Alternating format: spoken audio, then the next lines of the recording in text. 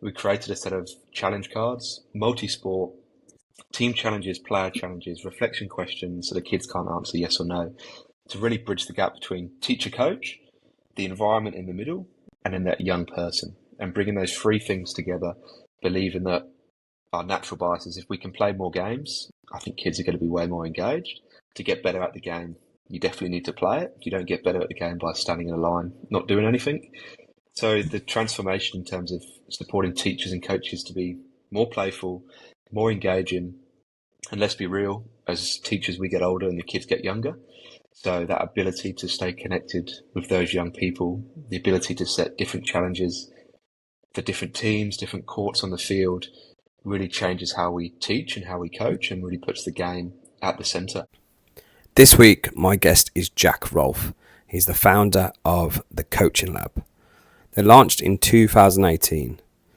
Matchplay Cards were quickly recognised by Richard Branson's Virgin startup as a bright idea, accelerating impact on teachers and coaches across the world to improve their coaching strategy and gameplay.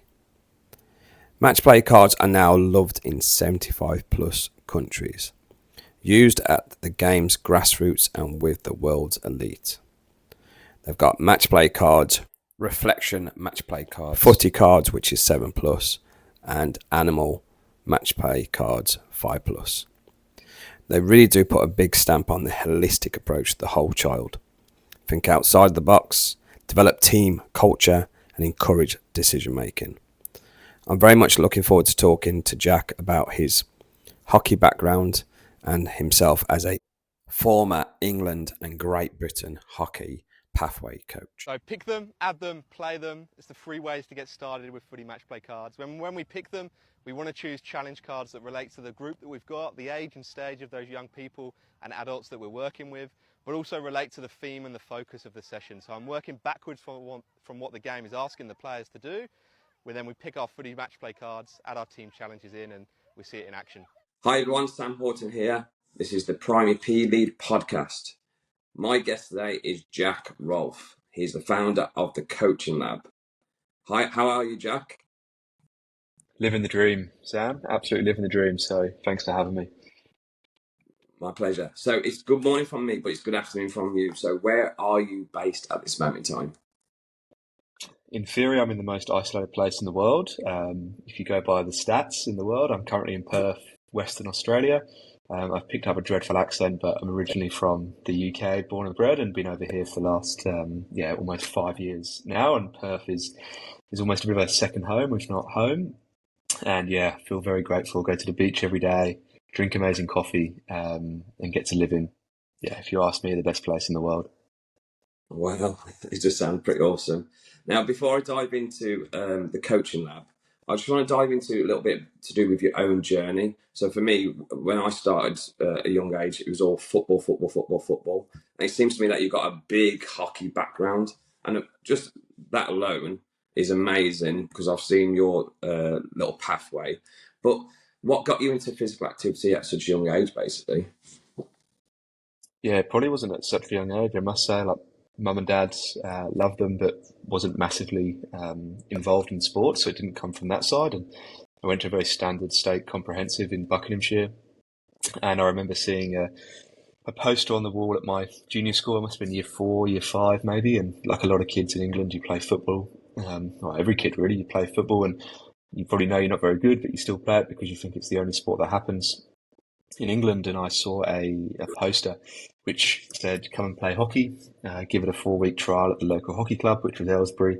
And I reflect on it that my first experience of hockey was amazing, which is what kept me involved in the sport. I think if my first experience of the sport was pretty average, I don't think I'd be here right now. So I had a really good first experience of hockey, and it was a 4-week sort of after school program. And the old fella that ran it, called Trevor, was probably one of my best coaches to this day because he really treated me as an individual and as a person. And he said to my dad, maybe week 3 or week 4, kind of coming to the end of the program, he said, I reckon, Rolfie's pretty good. He's, got some skills and, it looks like he really enjoys it. I think he should join the club.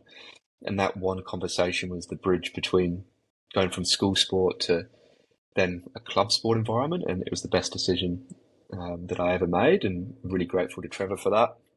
I guess probably behind closed doors a little bit more, as I am a dreadful dyslexic, so probably had the belief that I wasn't great at sport, just because if you don't play football, it means you're not good at sport, and if you're not in the A team, it means you're not very good. So there was definitely a few kids like that, and I was definitely not one of the kids in the A team. And the more I played hockey, the more I realised actually I probably knew more than the other boys and the girls sometimes in terms of those transferable skills. So a really good first experience in hockey has set me up for life and given me some amazing opportunities around the world.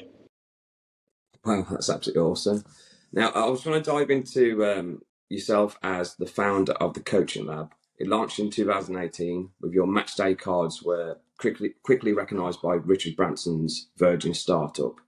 So, people who aren't in the know, what is the Coaching Lab? And on top of that, what is this Virgin startup as well for people that have got this amazing idea to try and excel their business?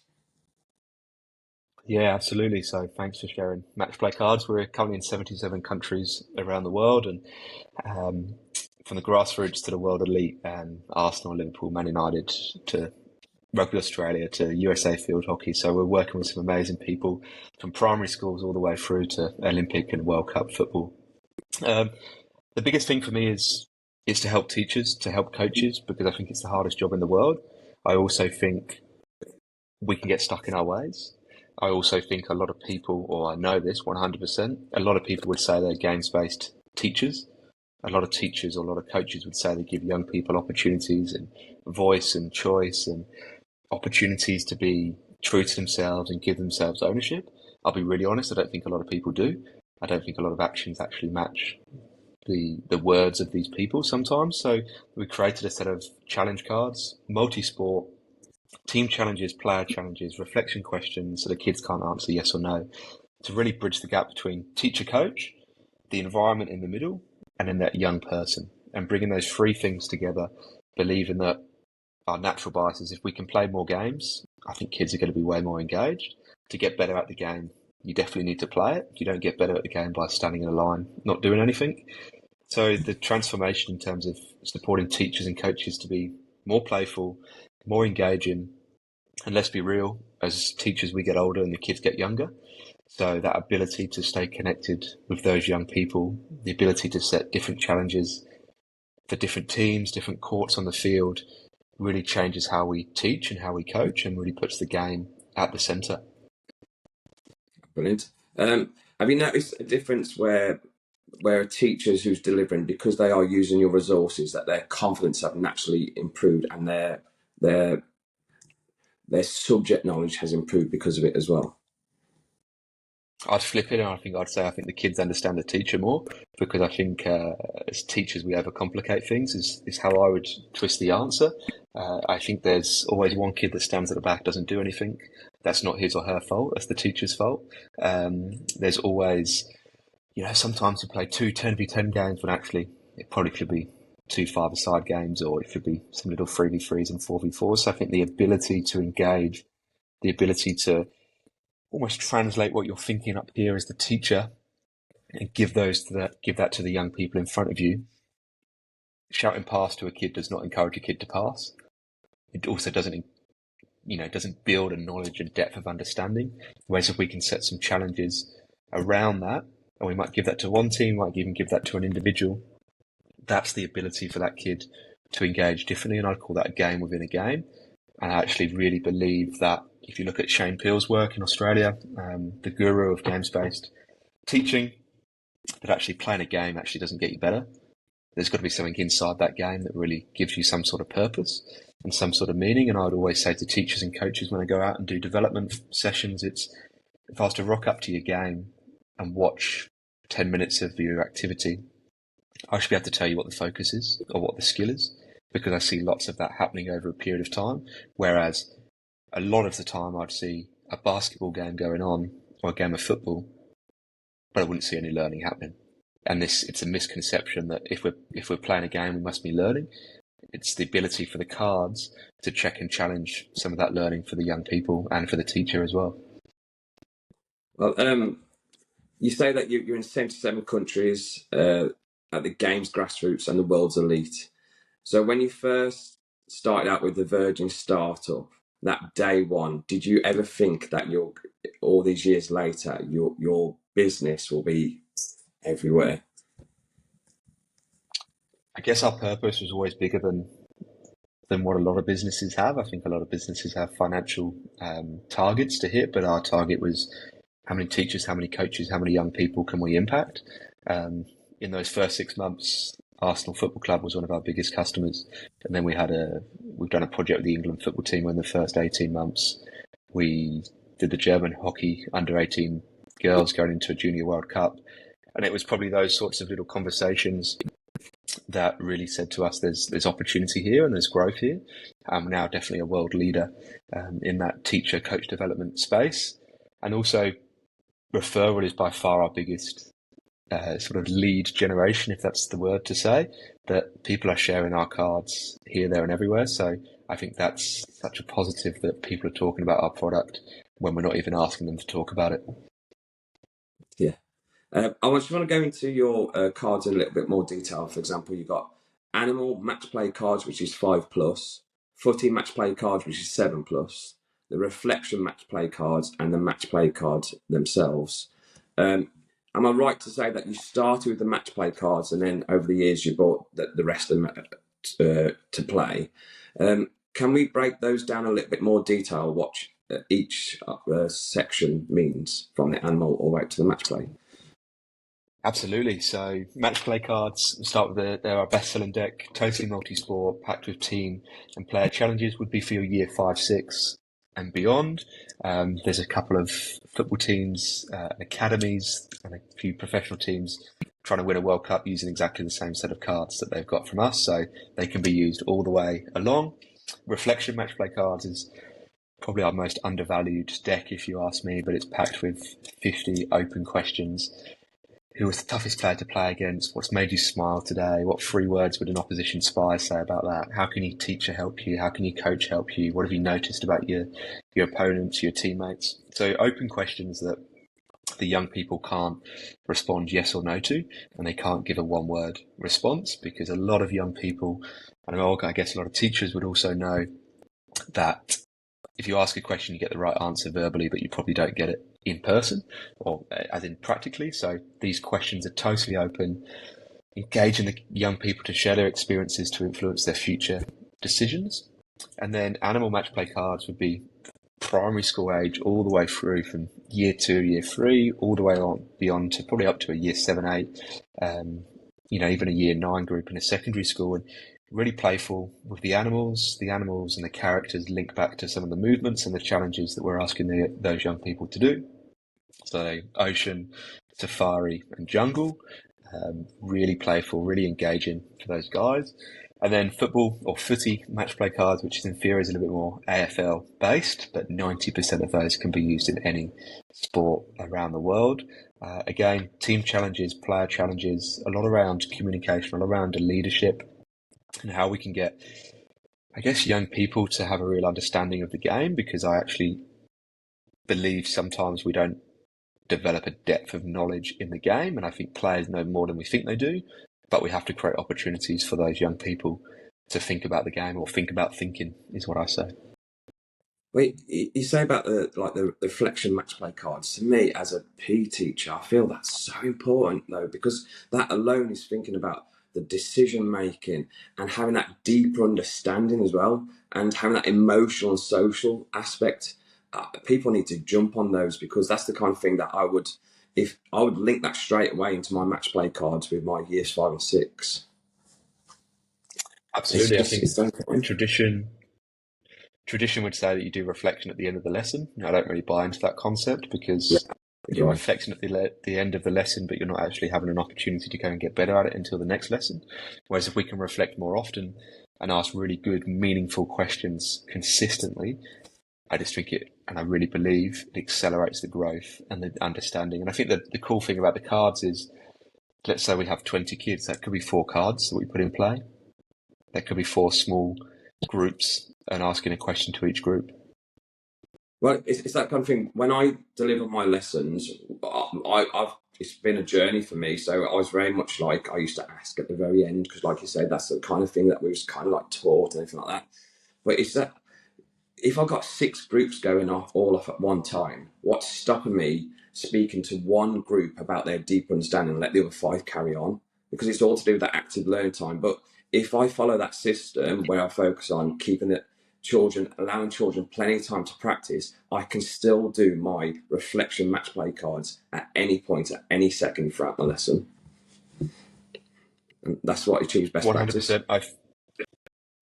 Yeah, best practice or common sense is very common, right? And I think the challenge is, tradition would say that we put a blanket over every single kid and we must ask them to do the same, whereas I actually really believe, let's say we have 20 kids in a lesson, playing 2 five-a-side games isn't fair.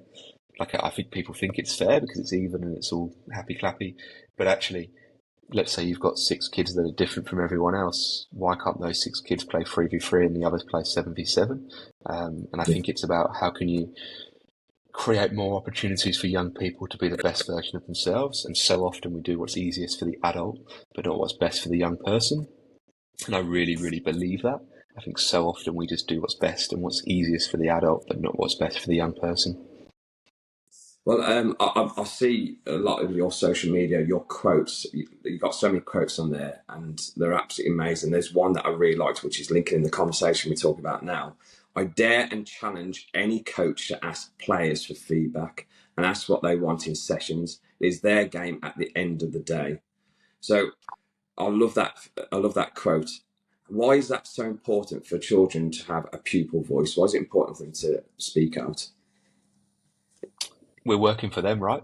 They're not working for us. It's tradition would say, again, tradition's a wonderful thing, but I think sport is probably 50 years behind some places. That, we believe, or a lot of us would believe, that the young people are having to work for us and do what we say, whereas actually I think it should be vice versa. And if you consider teaching and coaching as a service-based business, and this is where I find youth sport fascinating, because let's be real, at the moment, I don't think young people have a voice, because particularly, let's take a coaching setting, your parents are going to bring you back every single week, the majority of the time. Whereas if you was an adult in that environment and you didn't like the coach or you didn't like the environment, you wouldn't come back. Whereas I really believe that we need to create more opportunities for young people to be the best version of themselves.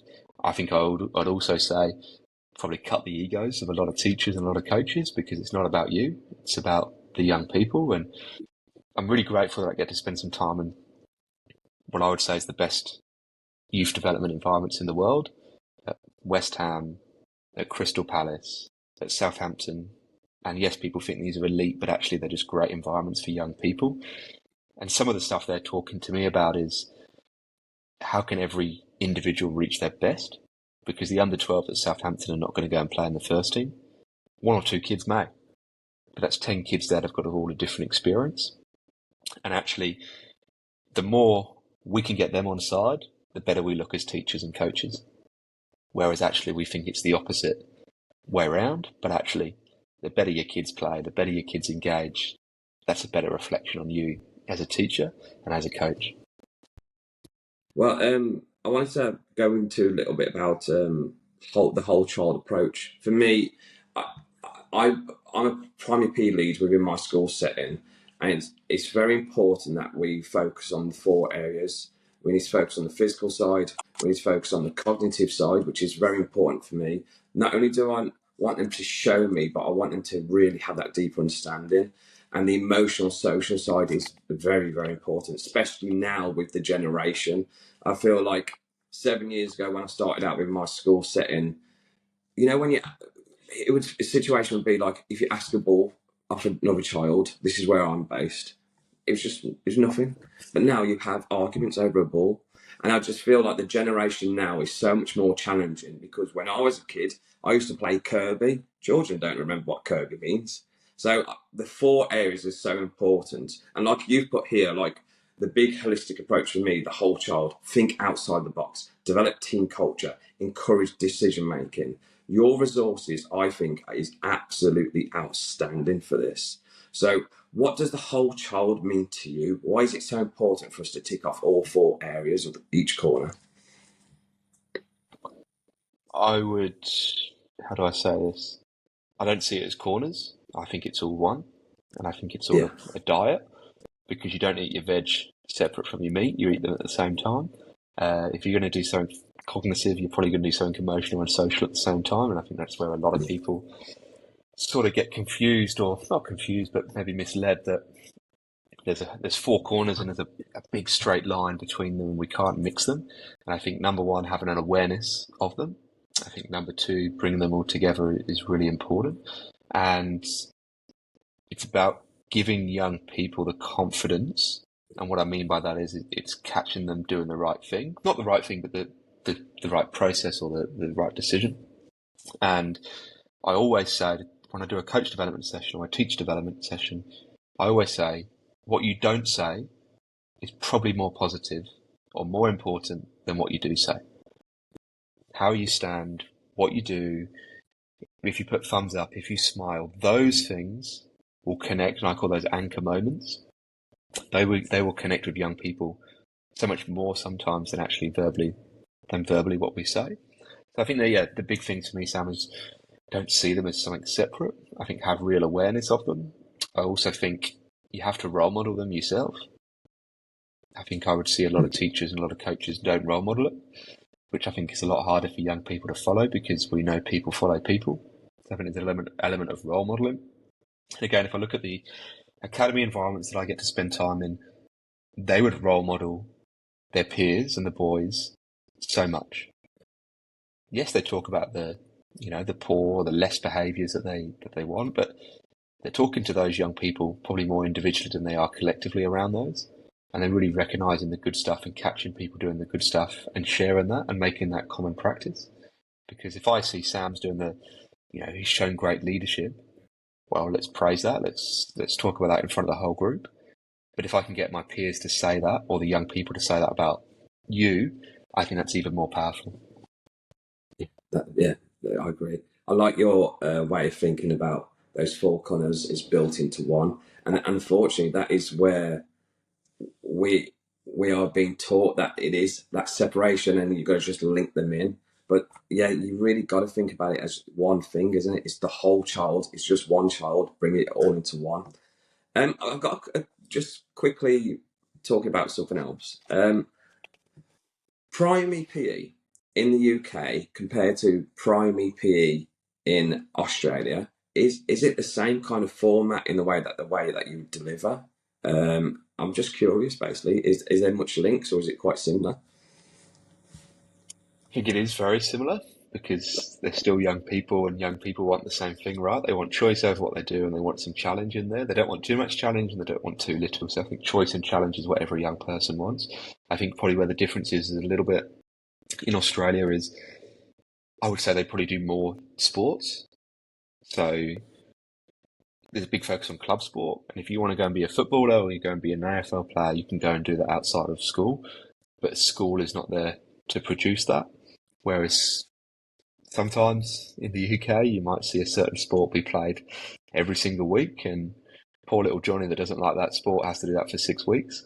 Whereas actually, if we change that every 2 weeks, or we mix that up a little bit more often, that experience would be different. There's a very similar model in terms of sports premium, and over here it's called Sport in Schools, where there's a budget that every single school gets, and outside providers come in. I guess my challenge to any teacher around that is actually it's not a free period, and I would so often see an outside provider come in, which, yes, maybe a little bit more skilled in a certain subject, but that doesn't mean you can't learn from them. And I think that ability is actually just seeing it as CPD, and seeing that as a learning opportunity for yourself. Whereas, sometimes in Australia, I think people from the outside come in, and I think some teachers just go and chill and think of it as a free period. I guess we're all guilty of that in certain places. Yeah. So sportsmanship for me is a massive focus. I know it links in with that whole child approach, but I feel like having that embedded at such a young age is so important. within my school setting, I've been trying to build the profile within my school. And whenever I have opportunity with children being physically active, whether it's break times, lunch times, after school clubs, at any point, it's so important for me that children have a positive experience, high fives, shake hands, and all that kind of stuff. Because at the end of the day, if I'm having children showing poor sportsmanship, that child who's participating, they might not want to come back. Why is sportsmanship so important for us to get it embedded at such an early age? If anyone's read about the All Blacks and the policy of no dickheads, I think that's it's a big thing for the workplace, right? Because the future is the young people that we work with now are the teachers, are the coaches, are the adults of the future. And it's bigger than sport, right? It's bigger than, I'd call it mateship almost rather than sportsmanship, that the skills you're learning there they're the future teachers. They're the future coaches. They're the future accountants. They're the people that are going to go and work in industry. And I think that ability that sport has to do that is so, so important. And it just has to sit at the middle of it. And football or soccer, football, whatever you want to call it, in Australia is absolutely dreadful on the whole. And we said to someone the other day, it will take 10 years, if not longer, before that changes. Because the kids that we're working with now are the coaches of the future. And they will then go full circle and give a better experience than what they got kind of through that. And I think it comes back to that sportsmanship element, that the foundations that you have in school just set you up for life. I really believe, and football academies tell me this all the time, the kid you probably see by 13, 14 is probably the kid you see at 23, 33, 43. You probably can't change your behaviours too much because a lot of that has already been embedded into you. And I think it is 60, 70% environment and then kind of 30, 40% individual. And you can't adapt to an environment you don't inhabit, right? So if the environment doesn't have the sportsmanship, it doesn't have the playfulness, the care, that love sort of nature to it, you'll never adapt to it and you'll never get those skills. Yeah, I agree with that. So you're saying that, like, my job is to get them really embedded in sportsmanship and hoping that they carry it on at high school and having that. Because for me, I remember my PE teacher. He was my role model. He's someone that I looked up to. So, like, if they have a good role model teacher in high school, you're saying that if we get it embedded primary school, high school, they should be able to carry that on, shouldn't they? And teach the next generation. For me, it's all about, because a lot of children within my school setting, they've got brothers, sisters, cousins, and they're big families. And I was saying recently, if I get it embedded now, they're going to teach their younger brothers, their younger sisters, and so on. I think it's so vastly important. It is. Doing the right thing at the right time, right? It's ultimately what sportsmanship is, and people follow people. I stand by that. I really believe people follow people, and it's the more you can make that common, the better. And I also think, the engagement and the enjoyment just goes through the roof. And you're bigger on your environment, aren't you? Environment is very important. I think the same, that you've got to have a strong embedded environment. My environment is all to do with positivity, bringing in ground rules, make sure they're embedded, make sure we bring in peer and peer support. We're one whole team. Whenever I teach class, we're one whole team, and we're all trying to achieve that goal about progression and supporting one another. And like I say, positivity, sportsmanship, high fives, that's massive for me. It's so important, because a lot of children within my school setting, unfortunately, don't have the opportunity to participate in team games outside of school. So I'm trying to get as much stuff in within the school setting, making sure that we're having fun during lunch times, bringing challenges, make sure they have opportunity to sign up to be a sports leader or an ambassador. So I try to bring as much in as I can within the school, and hopefully that's enough, really. It never will be, but hopefully that's enough. Have you seen schools like that have, unfortunately, don't have opportunities outside school? I think every young person, really, I think there was a stat the other day I read in the newspaper that I think kids nowadays probably run or maybe go 1.5 kilometres from home, whereas 20 years ago they were probably going 3, 4, 5, 10 kilometres away from home. So I think it's very similar for every young person. Yeah. I would like to dive into the coaching lab in a little bit more detail. I saw on your website that you've got a coach section and a teacher section. So for me as a teacher, what kind of, have you got any bundles or what kind of things that are linking for me to help me to deliver best practice with your resources? Yeah, so the Matchplay Cards will be one part of that resource. We also have a sports premium opportunity, so we can come and support the teacher. And the way I do that is we co-teach the lesson for the whole day. So we embed into the timetable and co-teach with the young people, with that staff member, which I think is a really cool way of bringing that to life. We also have what we call a game changer program, which is 3 modules, 4 topics in each of those modules, incredibly practical, incredibly engaging, bite-sized learning for teachers to, I guess, play their way through and really get some cool ideas, some world-class content that wouldn't be anywhere else, and share to them and really help them be a game changer ultimately. And how can they have influence on the young people? How can they have influence on the staff that they're also working with?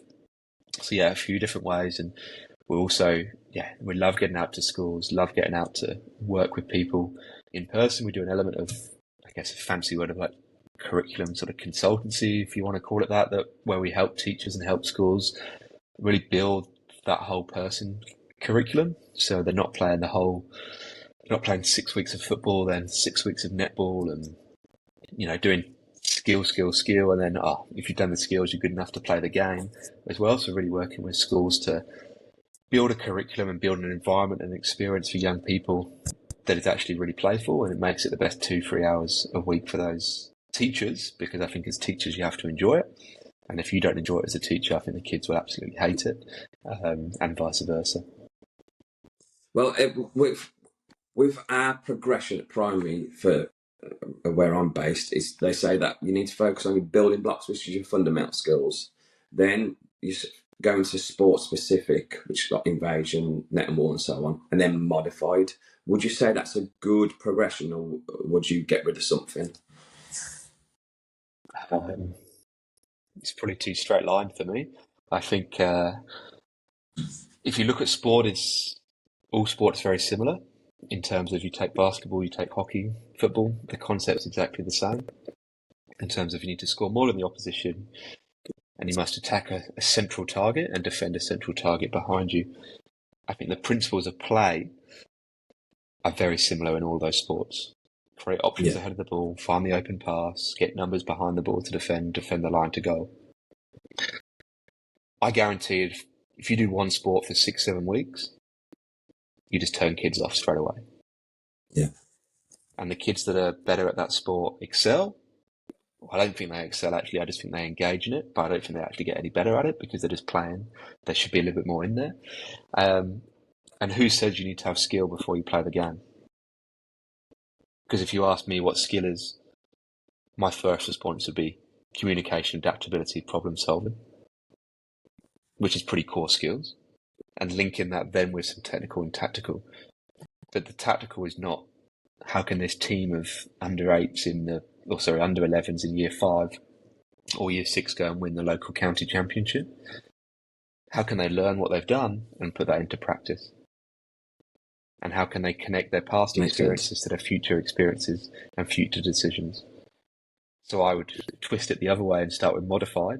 I think crazy and chaos is good. I don't think we do enough of it. And I don't think we do enough clarity in the chaos either. Whereas I think we spend a lot of time in the clarity end because that's safe and that's cool. And what I mean by safe is it's easier for the teacher. And it all looks very lined, very consistent. And yes, if they get X amount of goals, that must mean they're learning. And if they get 5 out of 5, that means they're an expert. Okay, you go and do that in the game. They don't have to put it into the game. Okay. If you can't transfer it to the actual activity you're trying to do, I don't think that's transfer. I agree. So I want to move on to 5 tips. Okay, so 5 tips building a positive experience for physical activity at an early age. Yeah, nice. Good question. Number one, it's about them and not about you. I see a lot of self-centered individuals out there, and it's about them. It's definitely not about you. Number two, don't be somebody's last teacher, in a way of don't be that person that they talk about in 20 years' time over a couple of drinks, or when their kids start playing themselves, that, yeah, Mr. Rolfe, he was a dreadful teacher who just shouted at me and we just stood in line and we didn't do anything. So don't be that teacher that they talk about in 20 years' time. Number three would be smile more. I really believe we don't smile enough. Like, okay, everyone's got different challenges in life, and I appreciate that and whatever, but I really don't think we see the good in stuff sometimes, and we have to enjoy what we do. And the more we smile and the more we engage, the more the kids will do that. Number four, the parent test. And what I say is, if you as a parent, would you want your son or daughter to be in that environment? Every environment I go into, that's the first thing I say to myself. Would I want my son or daughter to go to this school or go to this coach or club, whatever the environment that is? I think that's a really good test, because you don't want to send a kid home crying. You don't want to send a kid home, overconfident and being sold the dream that they're going to be the next professional footballer, when the grand reality is probably not going to happen. So don't be that person. Number five, I think I said this earlier, but what you don't say is more important. I think that probably links to number four in terms of smiling more. And I might replace number five and add 5A or 6, if you want to call it that, of don't make it like a maths lesson. Because not every kid, let's say, but the majority of kids don't like that subject for whatever reason. So your job is to make those 2 hours or 3 hours a week, however many hours you get, the best experience for that young person. And I really believe every kid's experience in sport should be different. I really believe, particularly in a primary setting, every single kid's experience in sport should be the same, but how they interact with that should be different. Because if I'm a kid that plays football outside of school and I'm pretty good, school is not there to make me an extra better footballer. School is probably there to create an opportunity for that person to help others, share their learning, and become a really good teacher of themselves and build their game idea. So I think how people interact with the lesson, how interact with the people around them should be different. Who says it has to be 2 5v5s? Why can't it be a 3v3 and a 2v2 and then a 10v10, a 5v5? Why does it all have to be the same? So I think how people interact is so important. Brilliant. Thank you so much for those 5 tips. Now, I've seen like loads of your TikTok videos where when you got the cards out, how excited the children just dive on those cards as well. And it just tells you, by bringing your resources in, alone, the kids seem so excited, so engaged as well, which is just fantastic. I'm going to get a bundle because I definitely want to bring it into my lessons and give it a go, 100%. So is there anything that you want to talk about, any future events or anything like that, anything that's happening with Jack Rolfe in the near future? Yeah, the coaching lab probably twice a year. Definitely once a year we do a UK tour. So we go around the country. We spend time with teachers, coaches, clubs, schools, all different environments. So March 2025, we're going to different schools, going to different clubs, and spending time co-teaching, co-coaching, and embedding into that environment, and really helping teachers to help pupils and helping coaches to help players, and giving them solutions to problems, giving them new ideas. So yes, if your school or club is interested in that for March next year, info@thecoachinglab.org is my email, and you can send me a message on that, and Sports Premium sort of can cover that for you, which is an absolute winner. And yeah, if you would love some cards as well, that's at thecoachinglab.org and across all social media as well. Thank you so much, Jack. I just want to say a massive, massive thank you for coming on today. I really appreciate it. Sam, thanks so much. And yeah, making common sense a little bit more common for people. So thanks so much for creating the opportunity for people to get better. Because if we help one teacher, we help a whole school. So yeah, great decision to do the podcast. Thank you.